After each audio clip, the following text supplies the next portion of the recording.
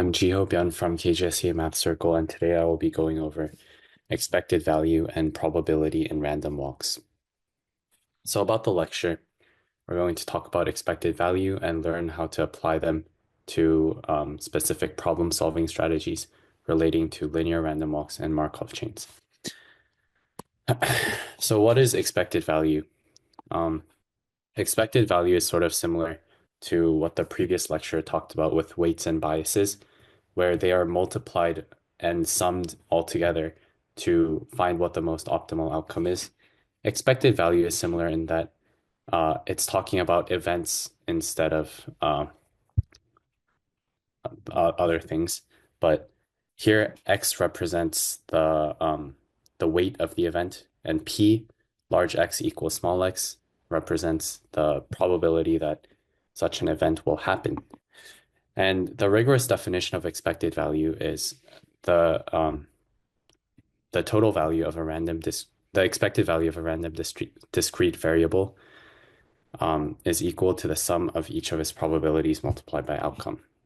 So, for example, if we have a deck of 10 cards with 4 cards marked with 4, 3 cards marked with 3, 2 cards marked with 2, 1 card marked with 1, and we want to find the expected value of a randomly drawn card, we can do this by multiplying each probability to each weight. So 4 over 10, which is the probability that we will draw a card with 4, times 4, which is its weight. And that done 4 times will equal the expected value we want to find. So what is a random walk? A random walk describes a path that consists of a succession of random steps on some mathematical space. For example, a Cartesian plane or number line. It's sometimes called a drunkard's walk as well when it's on a Cartesian plane, as you can see in the top right image, because a drunkard walks randomly and there is no pattern to his movement. And on the bottom right, there is a diagram I found on Wikipedia of a computer simulation of a random walk. So, for example, a problem that one could try to solve about random walks is the one you see on the bottom. Suppose you have a number line and a person is standing at x equals 3.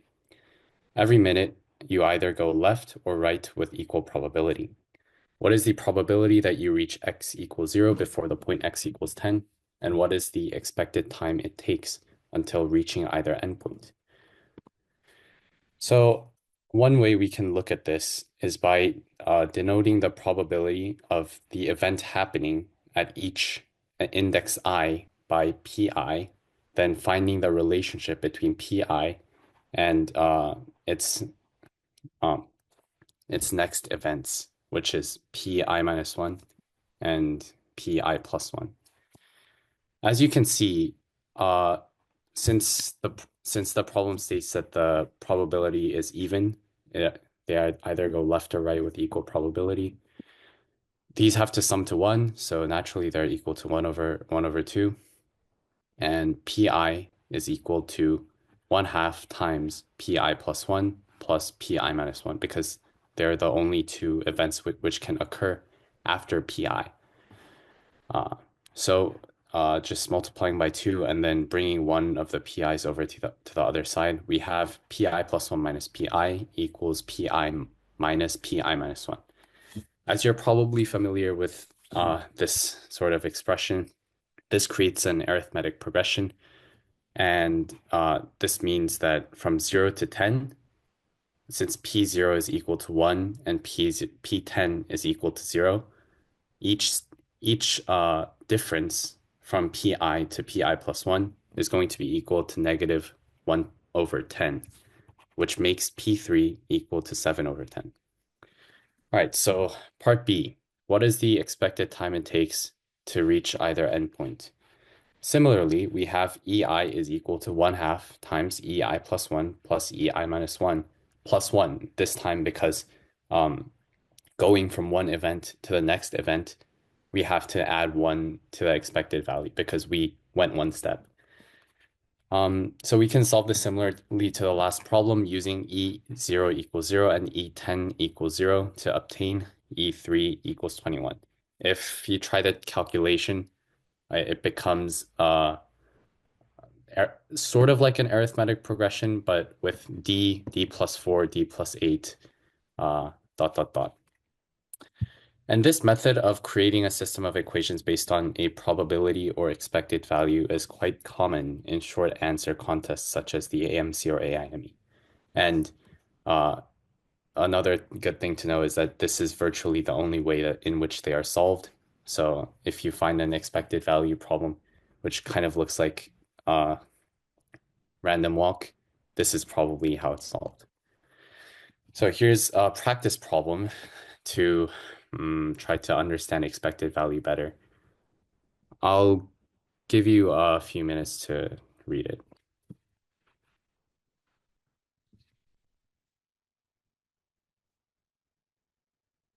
Mm.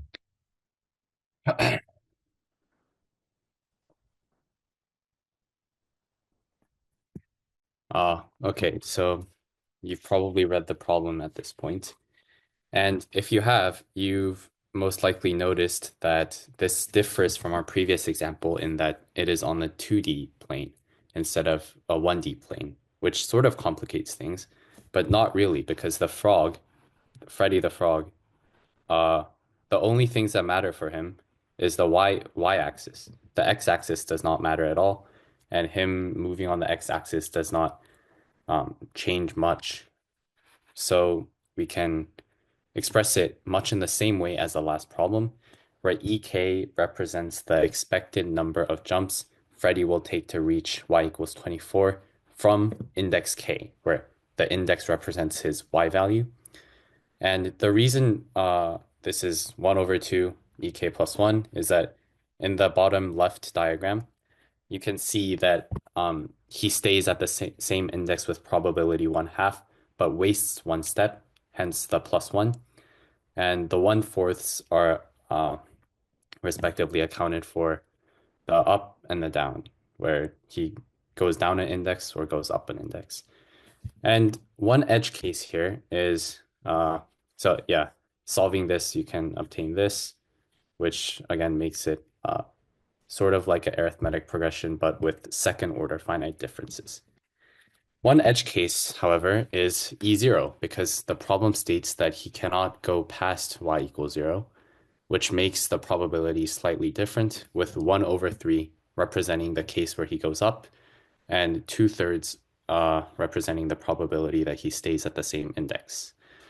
And just solving this system gives E0 equals E1 plus 3.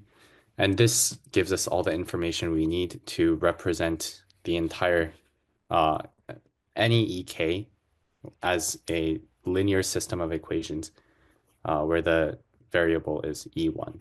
And then we can just solve the system of equations and arrive at the answer.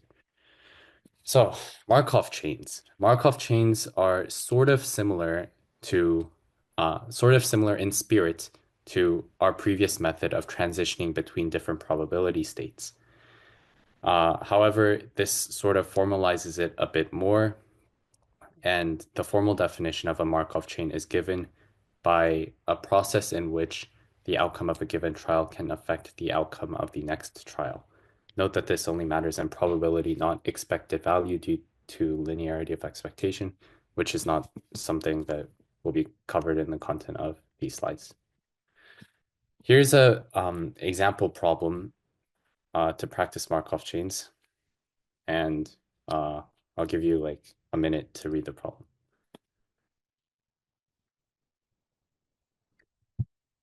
Okay, so let's take a look at the problem now. The first observation we can make is that even though ostensibly not Freddy, the frogs are on a dodecagon, which is a not a 1D object, it doesn't really matter as we can just imagine a 1D number line from 0 to 12 where going to 12 just returns to 0. Yeah. And so first, note that no three frogs ever converge at the same time. And a quick proof of this is given by the fact that no two frogs who move in the same direction can converge naturally, since we're assuming that they weren't at the same index before. So naturally, if A and B aren't the same, A plus 1 and B plus 1 can't be the same. And due to the pigeonhole principle, since we have three frogs, when they move, at least two have to be moving in the same direction. So it's impossible for all three to converge on the same step. And secondly, we can create a Markov chain, which each state as the distance between two arbitrarily selected frogs, x and y. This is what that looks like. Mm, so each of these circles represent a certain state. And because each frog, and because no distance between two frogs can ever be an odd number, we know that the only possible states are 0, 2, 4, and 6. And at each step, with probability 1/2, it returns to the same state because that is a probability that the two frogs selected will move in the same direction. So note that it can either be left, left, right, right, left, right, right, left. So 2 out of 4 of those are when the frogs move in the same direction, which creates that probability 1/2. And the others can be computed in a similar way where LR at step 2, for example, represents the probability that it goes to 4. And the other states are computed in a similar manner.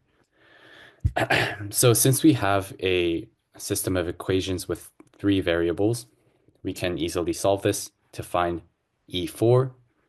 And remember to multiply by 1/3 at the end, since without loss of generality, we selected two arbitrary frogs. And since the number of ways to do that is 3 choose 2, which is equal to 3, we have to multiply that by 1/3 to find 16/3. And thus that makes the answer equal to 19.